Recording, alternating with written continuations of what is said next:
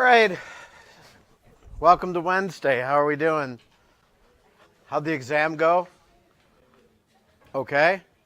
All right. So Friday's the optional class. Brian's going to be presiding. He'll go over the exam, and then that's your opportunity to ask for regrades. I didn't put this on there. There'll be a quiz on Canvas. I'm going to try to have it available today. It won't be due till Thursday after spring break. That's the one that I'm going to ask you to think about how you prepped for exam 2 and think about what worked and what didn't work and what you need to do down the road. All right. How many of you had a transport exam today? How did it go? If you had a choice between transport exams and thermo exams, what would you choose? Thermo? Okay. All right. It's good being not at the bottom of the pack. All right.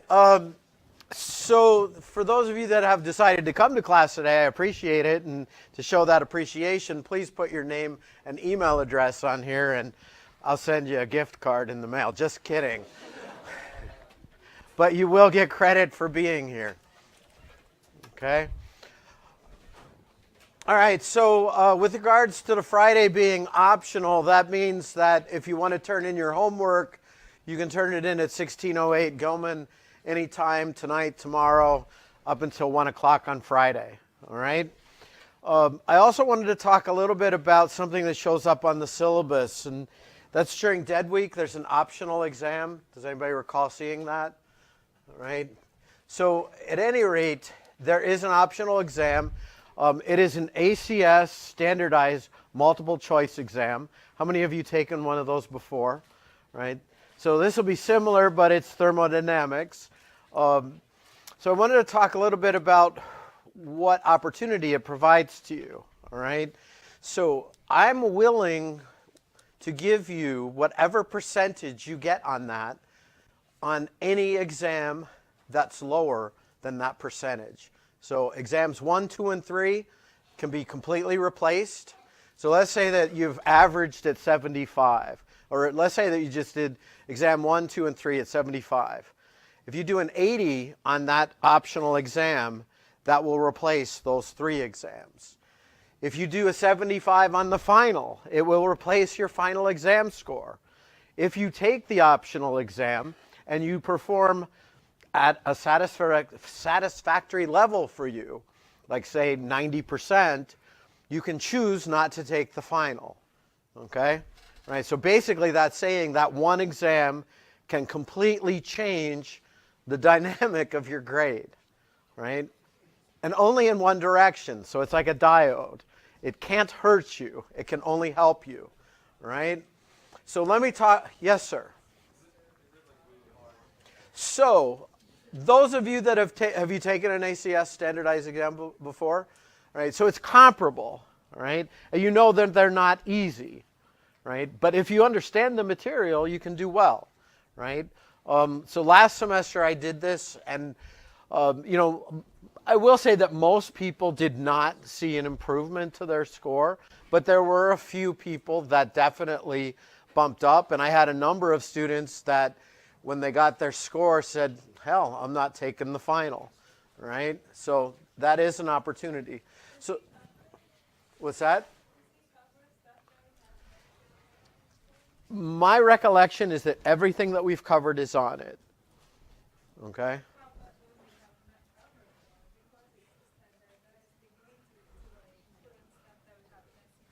No. Everything that's on there, you will have seen. Okay? All right, so there aren't any questions that are outside of what we've covered. Okay? Yes? So we're going to give it on, I think it's scheduled for a Thursday night. So I'll have the exams by Friday, the scores. I don't remember off the top of my head. It's like Wednesday and Thursday, or Tuesday and Wednesday. Yeah. It is multiple choice. It is multiple choice. Yeah. Okay, so that's the one thing. Okay, that's a good question. You can't use your cheat sheet, right? That's not permissible, right? So I'm testing an exam. I'm not allowed to deviate from the rules, okay? That being said, so let's talk about this, and I don't want to eat too much time here, but those of you that are using the cheat sheet, how many of you think that you probably, in retrospect, didn't really need it for exam 2 or exam 1, right? So the process of giving it to you, this does a couple things. I'll be honest with you. One is that this I don't have to deal with people smuggling in cheat sheets, right? That's the one thing. The other thing is I think that if you can take all of the information that's covered in the X number of lectures and condense it to a quarter-size piece of paper, you had to process the material, all right? So it's a pedagogical tool, okay? All right, so at any rate, and let me just say that part of the reason that I want to incentivize this is that it's after spring break. This is about when people are starting to lose sight of the fact that at the end of the race, you're supposed to sprint and not, crawl. All right. So this is to help encourage you to sprint. And if you're well prepared during dead week, then finals week should be a piece of cake for you, for this exam at least. All right. Whoops. Does that make sense? Okay, so a couple things I want to do. We'll just move forward here. So last time we met, we explicitly showed that for ideal gases, the difference between constant pressure and constant volume heat capacity is given by the gas constant. Very important. That's specifically been derived for gases, right? But at any rate, that's pretty good.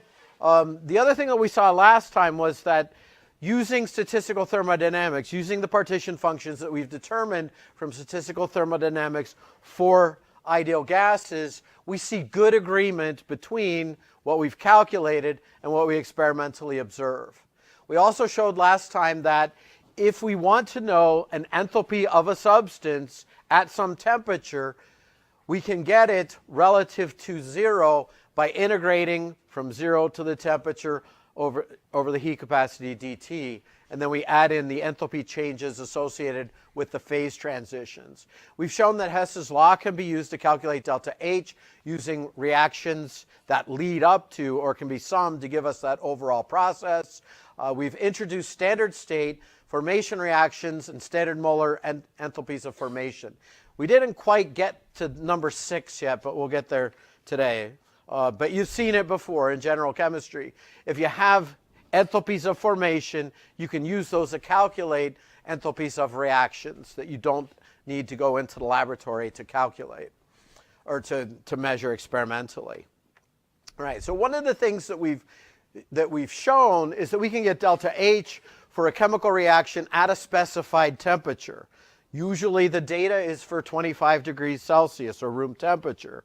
Sometimes we want to know what delta H of a reaction is at other temperatures, and for those situations, we're going to show a method to determine the temperature dependence of the reaction enthalpies.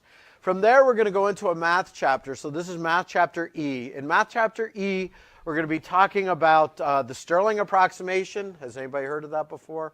Right, so that's going to be identity that we derive that basically permits us to do some statistical thermodynamics derivations in chapter 6. The other thing is in chapter 6, we're going to be covering entropy, right? And because some of the math chapter is a little bit abstract, and some of our discussions of entropy will be abstract, I want to try to solidify what the end goal is. So we're going to introduce entropy and talk about its importance, and then we'll start talking about some of the math that underlies it, all right? And then one of the things that we're going to be thinking about is, again, our ensembles of systems, right? So if we think back to our model, we have this ensemble, all these systems, same volume, same temperature, same number of particles, but each are in a quantum state. And so we're going to be talking about how you can take those systems and arrange them into the various accessible quantum states, right? So that's going to be applying some statistics. All right, so where we left last time was we had just finished our discussion of formation reactions. And then what I wanted to do was to do an example, and we're going to do it in some excruciating detail just to emphasize the fact that by introducing the formation reaction, we've just introduced a new way to apply Hess's law, all right? So I've got this chemical reaction, iron oxide with carbon monoxide, to give me pure iron and carbon dioxide. So this is actually the commercial reaction for the production of pure iron from iron ore, right? So I can look at each of the reactants and products and find enthalpies of formation. And each of those enthalpies of formation is directly linked to the enthalpy of the reaction that corresponds to the formation reaction. So I have 1 mole of my product from elements pure in their standard states. Okay? All right. So now if I look at these formation reactions, I can compare that with the reaction I'm interested in. So I've got Fe2O3 as a product. I need it to be a reactant. So what am I going to do to that reaction? I'm going to flip the direction. And when I flip the direction, it's going to change the sign, right? For carbon monoxide, we see that it's a reactant up in the desired process. Here it's a product, so I'm going to have to flip that reaction equation, all right? But also I am making 1 mole of CO. I need 3 moles of CO, so I'm going to flip the reaction sign, or the sign of enthalpy change. What else am I going to do? I'm going to multiply it by 3, all right? And then CO2, it's a product in both cases, the formation reaction and our overall process. And so what I'm going to have to do to this equation is multiply it by 3. I don't need to flip it because it's on the right side.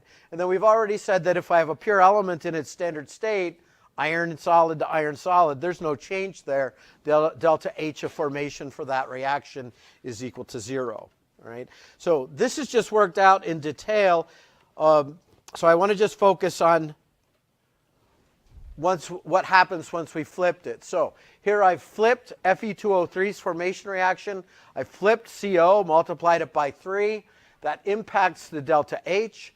And then I multiplied the CO2 enthalpy of formation by 3, and that gives me this value. I need to verify that summing these reactions gives me what I expect. All right? So we just look at what we've got. I've got on the left side as a reactant Fe2O3. That shows up as a reactant in our overall process. I see that I have 3 COs as reactant. That also shows up in my overall process, so we're all good, right? I've got 3 carbons showing up as reactants. That doesn't show up in my overall process, but what we see is that when I sum these together, I have 3 carbons on both sides, and they are not changed. So that means I can subtract them from both sides. Similarly, for oxygen, I have 3 moles of oxygen. In this formation reaction, I have 3/2 mole of oxygen. Again, 3/2 moles. Sum of those two is 3 moles, right? So that's going to cancel. So 3 moles O2, 3/2, 3/2. And I'm left with CO2 and iron, okay? And that tells me if I sum these delta H's, because these reactions sum for this overall reaction, I can simply sum them to get the delta H. Does that make sense? We good? Okay. All right, so I want to talk about this one step further.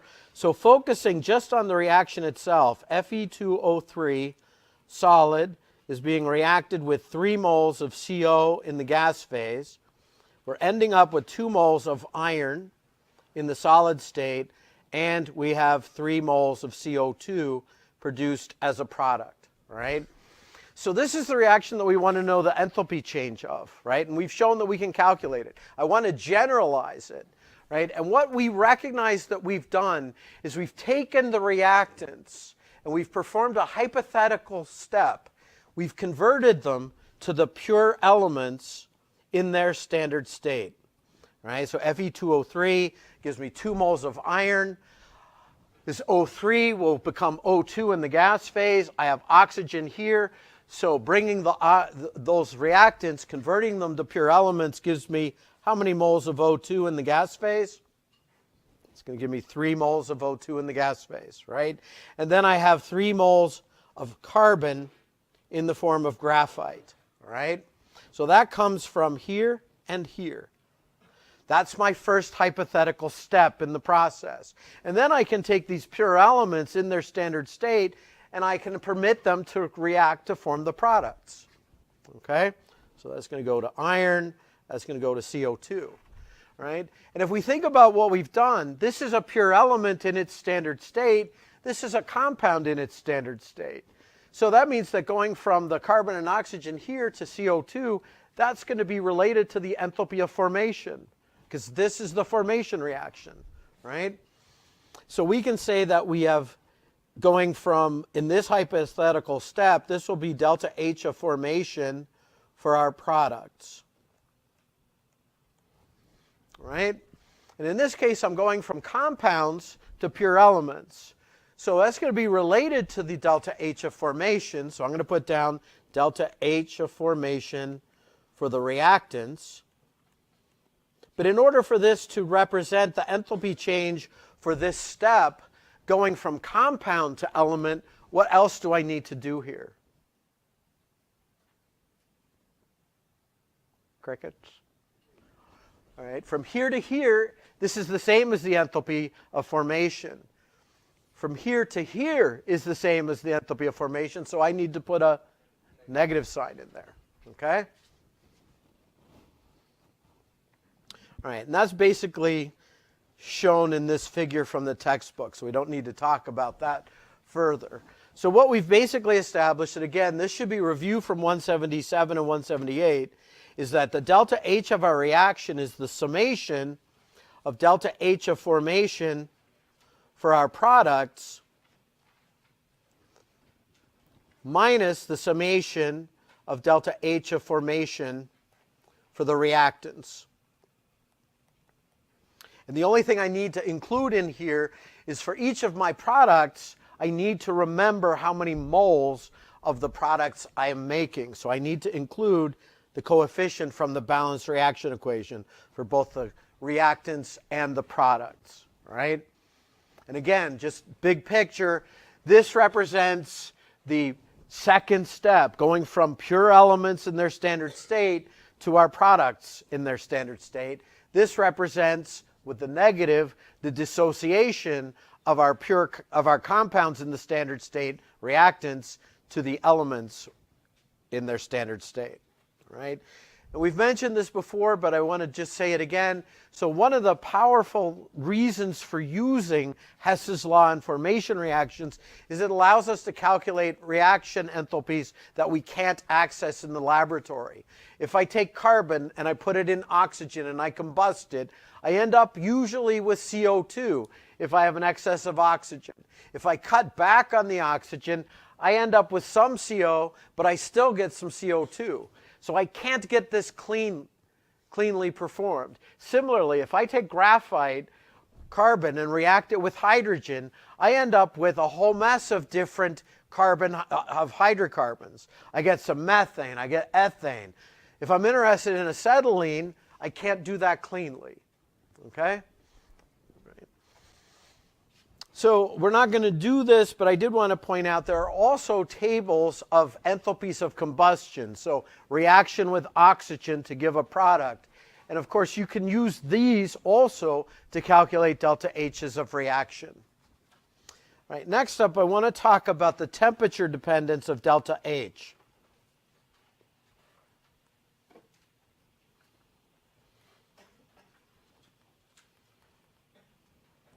All right.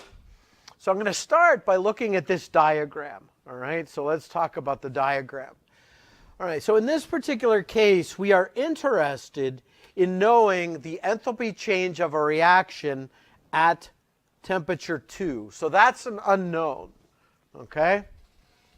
All right, we're going from reactants to products.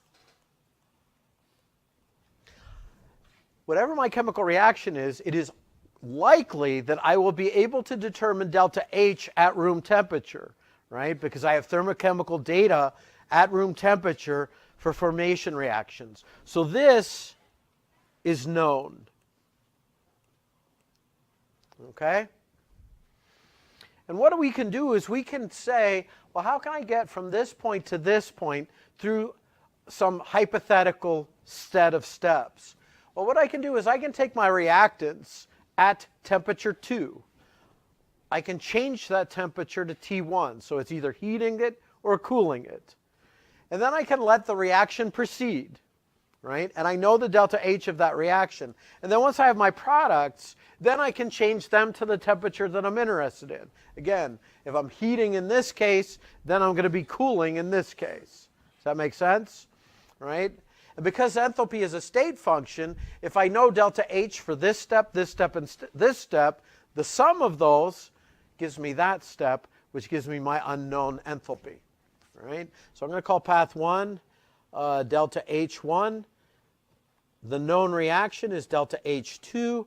Path 3, delta H3. Okay? All right, so now what we need to do is see if we can figure out what delta H1 will be. All right? So if we think about what I'm doing, I'm starting with the reactants, and I'm either heating them or I'm cooling them. Right? So what's going to relate the enthalpy to the temperature? It's the heat capacity. Okay? Right? And because we're talking about enthalpy, let me just remind us, Cp is dH dt.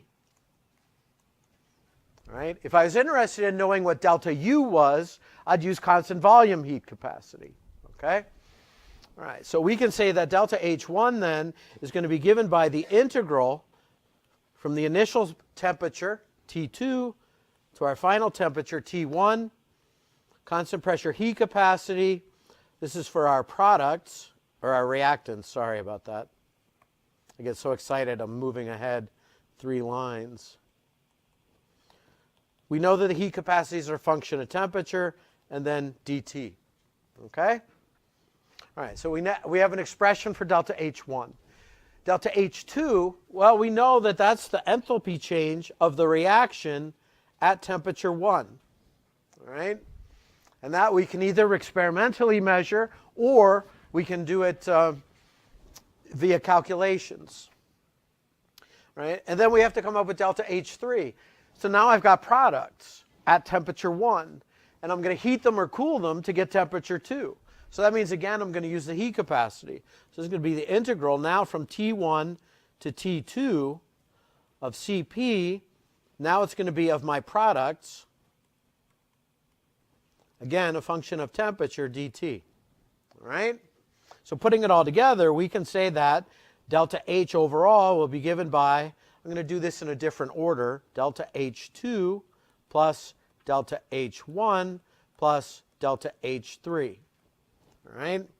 Well, delta H2 is simply the enthalpy change of the reaction at temperature 1.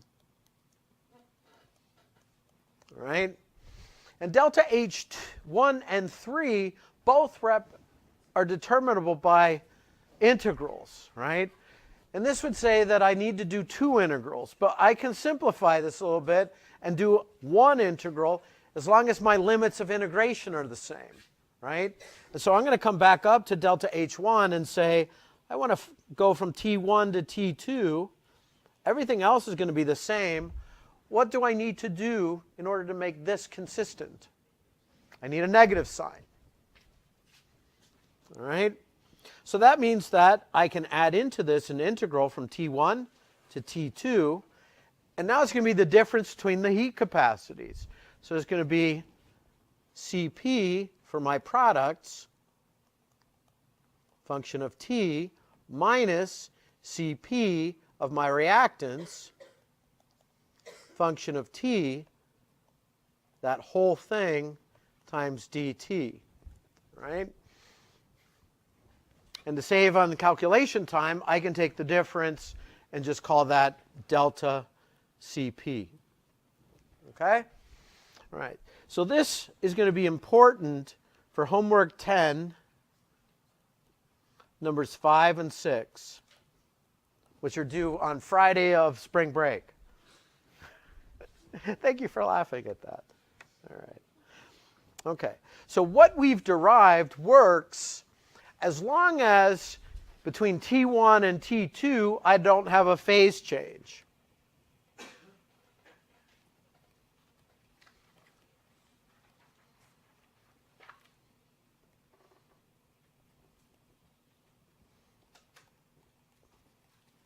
For either the reactants or the products, right?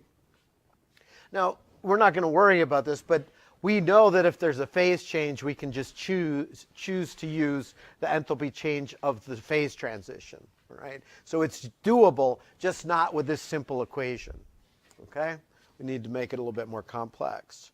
So what I want to do is a very quick, just run through a quick example. So we're going to look at the water-gas reaction, carbon reacting with water to give us CO and H2. We can go to a table of thermodynamic data. Delta H of the reaction at room temperature can be determined to be 131 kilojoules. So that would be from enthalpies of formation. So that's at T1. No, that's at, yeah, that's at T, yeah, that's at T1, all right? And then we're interested in knowing what this reaction enthalpy is at T2. Okay? All right, so in order to answer the question, what we're going to need to do is find heat capacity data. To make this less cumbersome of a calculation, I've used approximate heat capacities. So I've got 18.3, et cetera, for these guys. And this is per mole, all right? Why is this approximate? Just by looking at it, what tells you that it's approximation? What do we know heat capacities depend on? They depend on the temperature, right? So I've taken some sort of average over this temperature region, okay? All right, so this is an approximation, all right? So what we want to do is come up with the difference between the heat capacities of the products and the reactants. So my products are CO and H2. There's the heat capacities. Very nice, 1 mole of each. So I can just use the molar heat capacities. If I was making 2 moles of CO, I'd need to put 2 in front of it, okay? But this is a simple example. And then this is the heat capacity of the reactants. So products, reactants. All right? That's the change in the heat capacity between the products and the reactants. Okay? All right, and then for this example, what we can say is that delta Cp can be pulled out in front of the integral because it's temperature independent, right? And then I have the integral of dt, which is it's just delta T, T2 minus T1, right? And I just need to indicate that this is doable, this simply because we have a temperature independent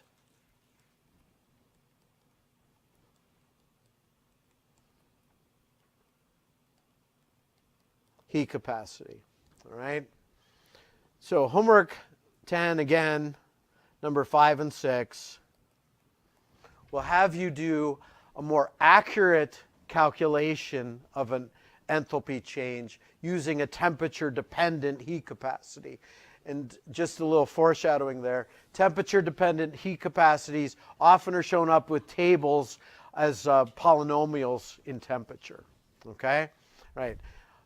So at any rate, let's talk this one through. So I've got my change in the heat capacity, the change in the temperature. That's going to be 5.7 kilojoules. That needs to be added to the enthalpy change at our initial temperature, and that gives us 137 kilojoules, right? So in principle, we're able to calculate delta H at another temperature. Make sense? All right? So if we think about this, if this reflected each of the reactants and products, I would have to do an integral for each reactant and each product. So it makes all the sense in the world to take these and determine the difference between the heat capacities. That'll be the difference between A for products, A in reactants, one integration, same thing, right? Because otherwise you'd do 1, 2, 3, 4 integrals for each product and each reactant. You can get that down to just one for each. Does that make sense? Right? All right, so going on from there. All right, so I'm going to explain this little S. So from time to time in my lecture notes, there's a little S that shows up. Sometimes there's a little P that shows up. So the control button on my keyboard doesn't work very well. So when I go to save, I hit Control S, and that just gives an S. And you know, if I'm trying to print, There's a little P that shows up. I walk down to the printer and there's nothing there. And I come back and discover that I got a P. Whoops, that didn't sound right. All right. So you might ask the question, we've been calculating delta H for 1 bar. What about if I'm at other pressures? So basically what we can say is that for most chemical reactions, usually the pressure dependence is quite weak. All right, so it's much less than the temperature dependence. And so for that reason, we're not going to talk about pressure dependence of enthalpy changes for reactions. Okay, Math Chapter E. In this chapter, we're going to talk about Stirling approximation.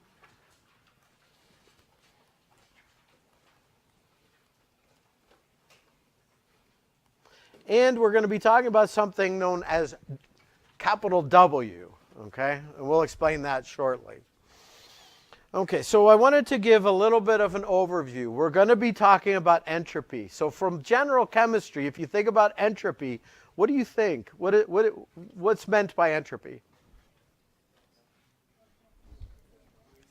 Randomness, disorder, right? Okay, so entropy is a quantitative measure. And we'll show that it is absolutely quantifiable. Quantitative measure of randomness. Right? I prefer this, but what you often see is disorder. Right? So when I say disorder, I'm going to qualify it by calling it apparent disorder.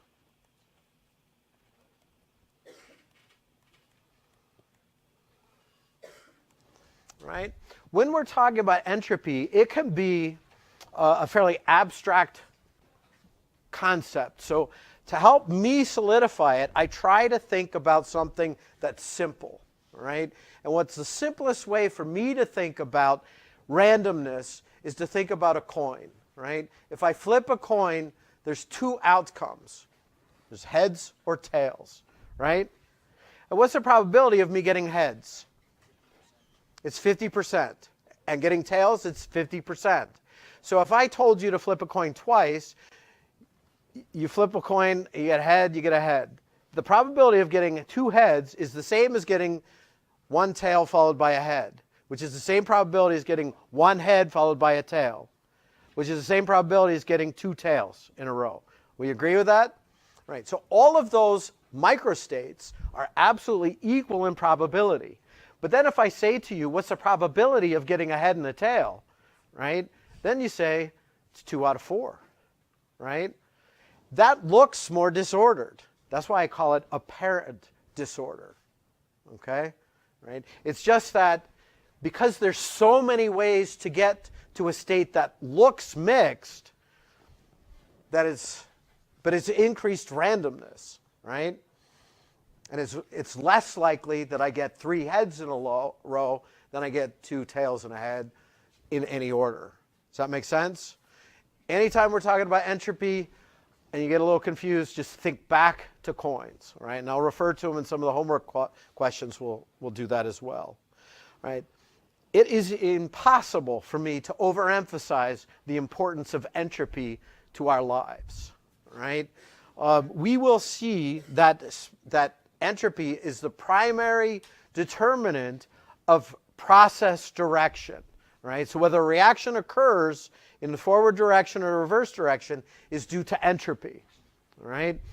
Looking at it big and philosophically, the fact that we have movement in one direction, that time progresses, is all due to entropy, right? So it is the criteria for spontaneity.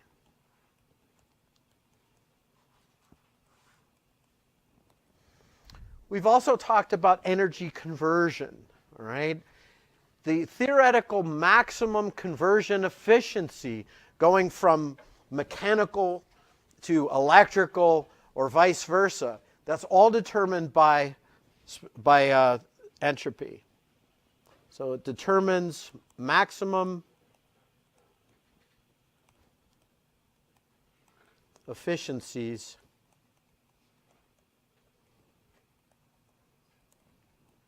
in energy transfer.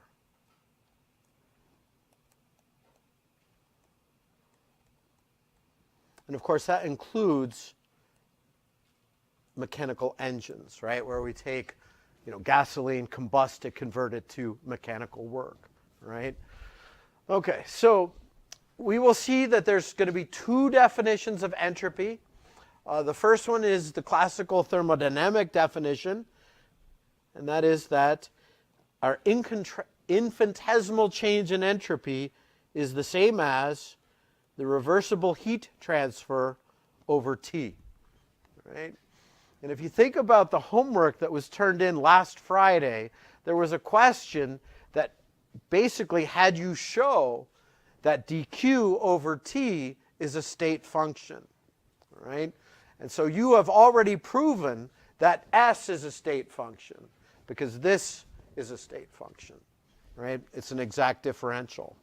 From the statistical thermodynamics point of view, the definition is that our ensemble entropy is given by Kb ln capital W. Okay? How many of you have seen this equation before? It shows up in Gen Chem textbooks. Normally you don't go into it in great detail. So hopefully you'll gain some understanding of it. Right? So pretty straightforward. Kb is the Boltzmann constant. Right? W refers to the systems in our ensemble. Right? So W is the number of ways of taking our systems and arranging them into the permissible or accessible quantum states.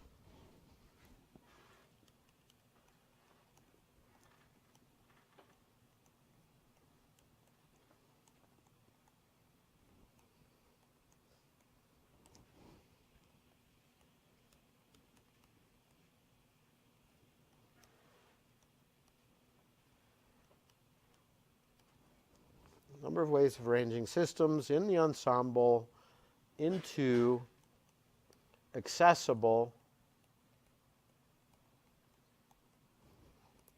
quantum states.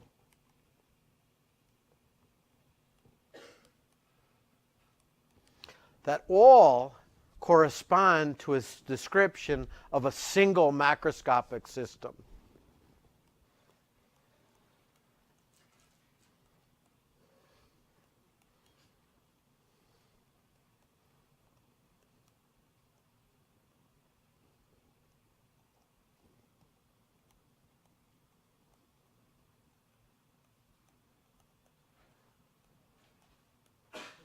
So just talk about this a little bit further. So if you think back, when we've talked about our ensembles, we've said that we have a whole mess of systems. They all have the same volume, the same temperature, the same number of particles. But we know that they are instantaneously in a specific quantum state, right? And so for me to know what the average of the ensemble is, I need to know what all the possible quantum states are, all right?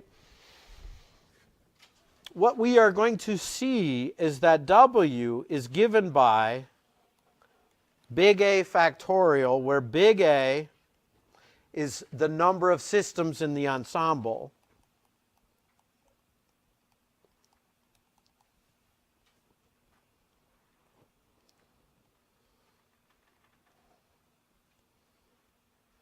divided by little a1 factorial, little a2 factorial, up to little a omega factorial, right?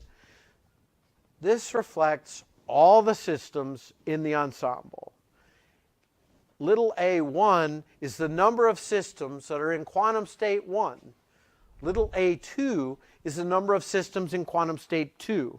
And omega, if we think about it, everybody's in the same volume, same temperature, same number of particles. This is the degeneracy of the quantum states. So AI is number of systems in quantum state I.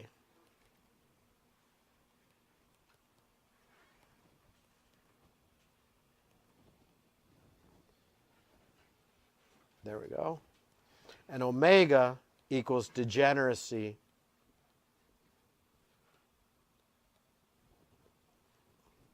of quantum states. Okay? Before we move forward, let me just point out something. If all of my systems, so let's say I have 10 systems, are all in the same quantum state, that means that how many are in this? It's 10, right? 10 here, 10 here, and everybody else has 0. What's 0 factorial? 1, right? So 10 factorial over 10 factorial is 1. That means W is 1. Natural log of 1 is 0. So if I have a completely ordered system, the entropy is equal to 0. Right? Does that make sense? So this would be equivalent to, again, think about pennies. If I have 10,000 pennies and I roll them and they all come out as heads, then I'm going to have perfect order. Does that make sense? All right, so for us to quantify entropy from the statistical thermodynamics point of view, we need to think about how we can determine the ways of arranging our systems into different quantum states.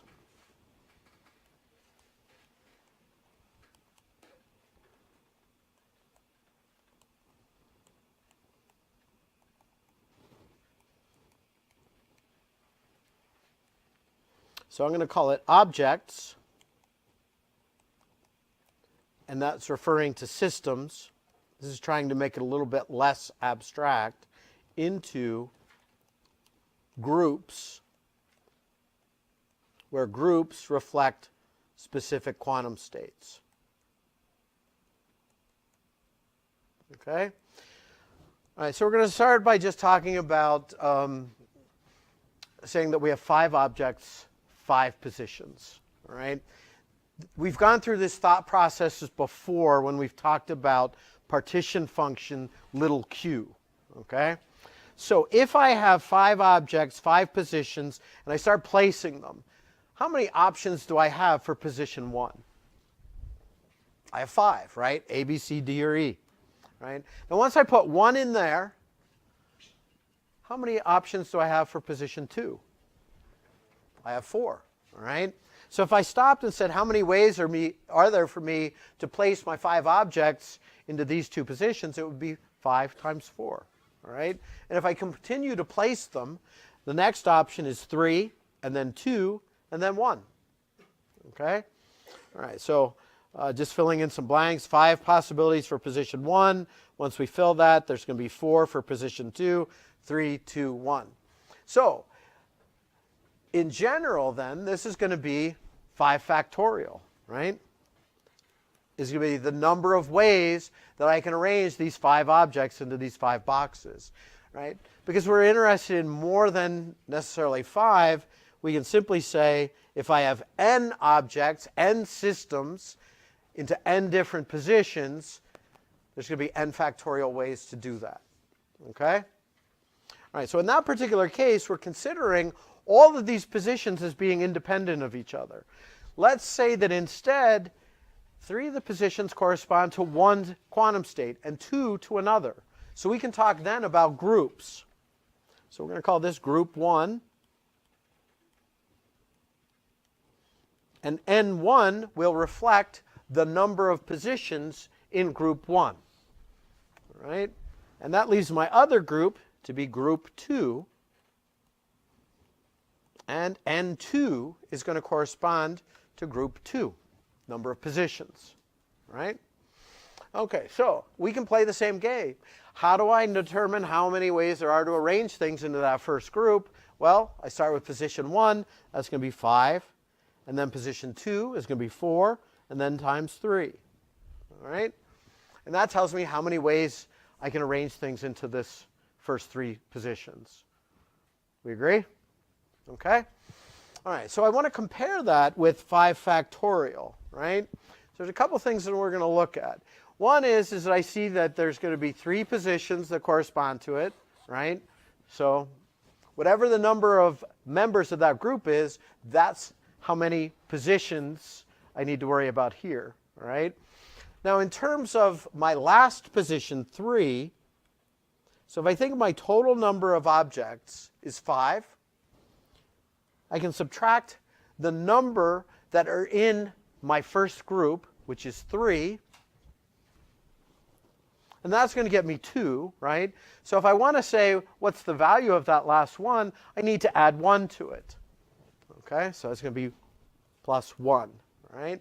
And so we can generalize this and say that if I've got n objects and n1 in the first group, then I'm going to go from n minus n1 plus 1. And that'll be my last position in that first group, right? And that's what I have written down here, all right? Make sense? All right, so that reflects group 1. Okay, so you'll notice that what I've written here is n factorial, so that means I need to go beyond this. So in this case, my last position for that first group is n minus n1 plus 1. So the next one in the series will be n minus n1, and that's it. We agree? And then it'll be n minus n1 minus 1, and going down to 2, and then 1. Okay? All right, so what we notice here is that this portion of n factorial is going to be n minus n1 factorial. Right? And so this basically says that the ways of arranging things into group 1 can be given by n factorial divided by n minus n1 factorial. Does that make sense?